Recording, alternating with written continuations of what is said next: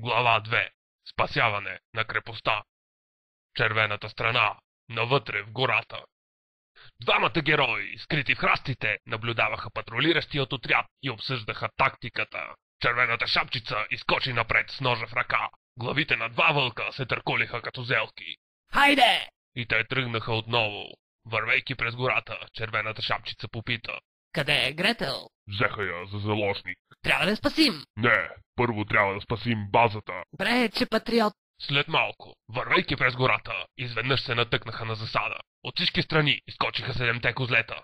Външният им вид беше обезпокояващ. Бяха високи, яки мъжаги на около 25-30 години, с кози брадички и червени ленти на главите.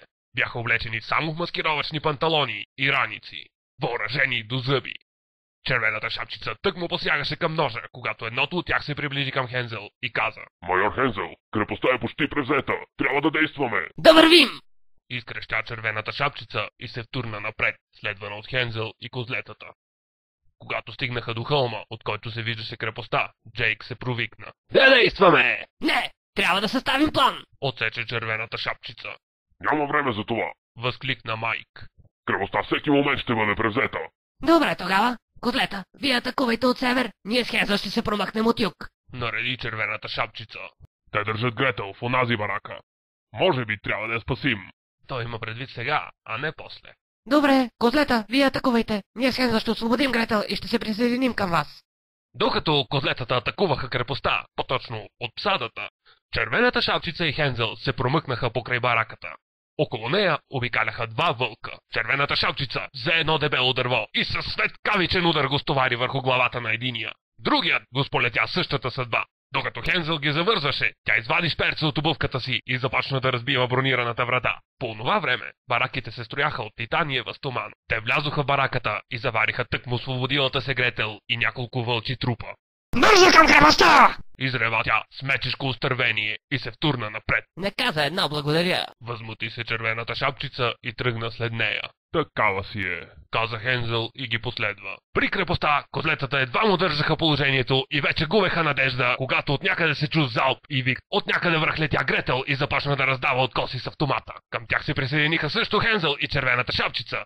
Вълците започнаха да отстъпват. Тогава изведнъж от всички страни започнаха да прииждат нови вълци и мечки. Обградиха ги от всички страни, сякаш нямаше никаква надежда. Врагът беше стотици хиляди пъти повече от тях. Няма да им се даде! Изкрещя Спайк, хвана автомата и започна да гърми на всички страни. Но врагът беше повече от тях. Нямаше никакъв шанс за спасение. Още няколко минути и всичко щеше да свърши. Изведнъж се чу силен гръм. Пау! Всички се обърнаха нагоре и видяха едно гюле.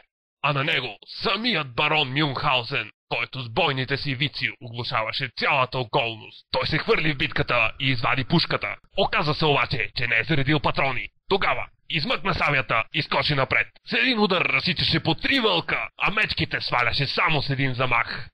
Постепенно вълците и мечките започнаха да намаляват. От съвместните усилия на всичките герои, някой да не си помисли, че баронът сам ги е избил, макар че и това е възможно. Потече река от вълча и меча кръв.